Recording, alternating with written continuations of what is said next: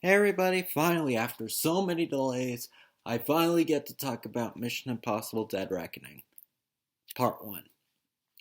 So, the plot of this movie is Ethan discovers there's this AI called the Entity, which is a very powerful hacking system mostly used to manipulate and spread information about different enemies and different spy groups. And before it falls into the wrong hands, he's joined by a thief named Grace, played by Haley Atwell, who try to steal both halves of this key, which activates the entity. And of course, a bunch of terrorists and a bunch of other enemy bases are after them. So they go around a big chase trying to keep this key protected, and hopefully they'll save the day.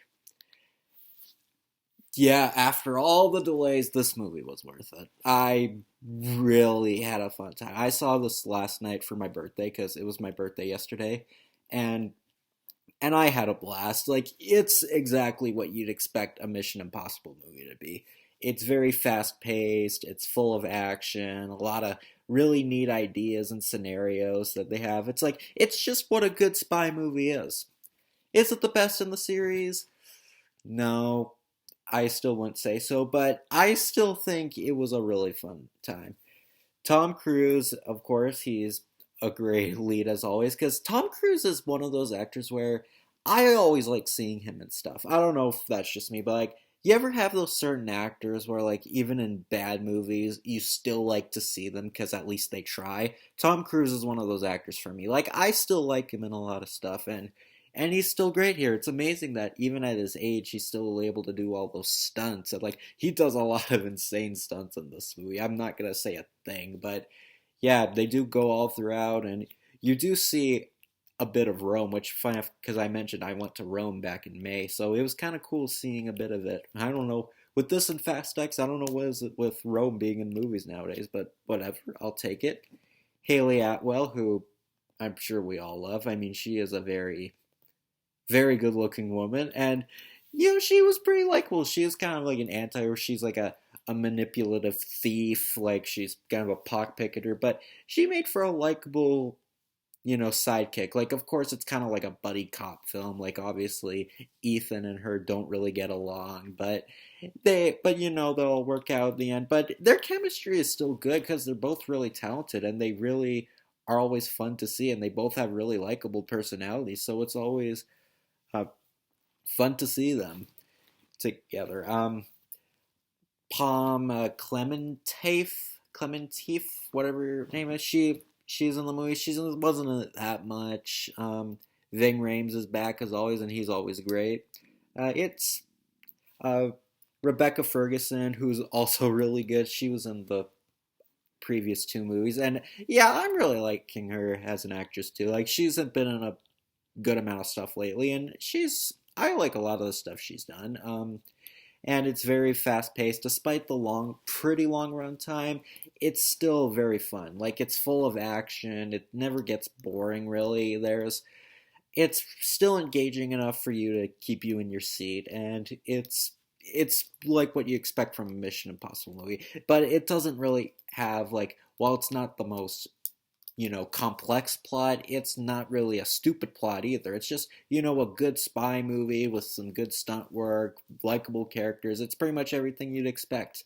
And the third act, like, I guess you could say, like, yeah, the third act did kind of feel like it went on forever without saying anything.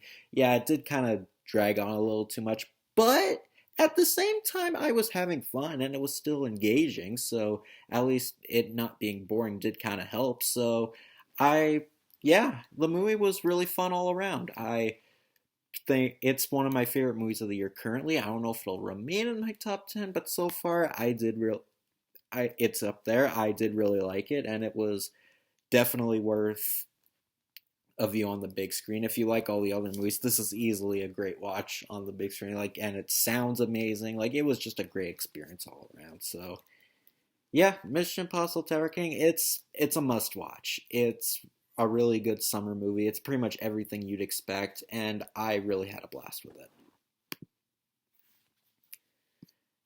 Okay, and the trailers I got. I got Gran Turismo.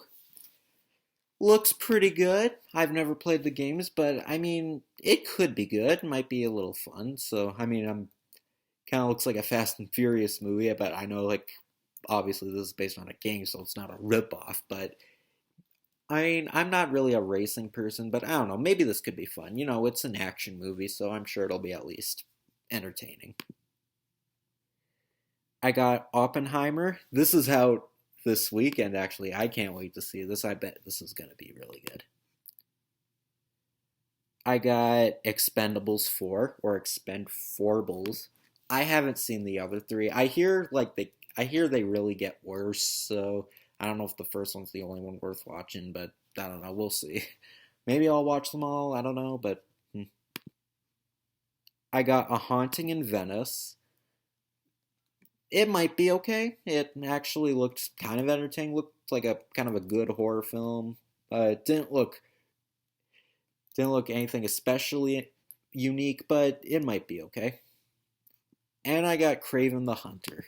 Obviously, this wasn't the Red Band trailer, but even with it being censored, I'm surprised this movie actually looks pretty good. It pretty much looks like everything you'd expect from a Craven movie. Like it's very brutal, it's very intense, and it's wild. And I really liked all the forest scenery. It kind of reminded me of Logan a bit. And yeah, when and Aaron Taylor Johnson, I'm surprised he actually seems pretty good in this role. I can't believe I doubted him at first. So yeah, I didn't know how this Craven movie was going to be, but so far it looks pretty promising. So I dig it so far. So I'll definitely see it when it's out. So yeah, Dead Reckoning Part 1, it's really good. It's definitely worth seeing, and if you just want to see a big blockbuster this summer, I really recommend this one. Or if you just can't wait to see Oppenheimer and you just want to see something right now, then go ahead and see it right now. But yeah, it was a really good movie, so take care, everybody.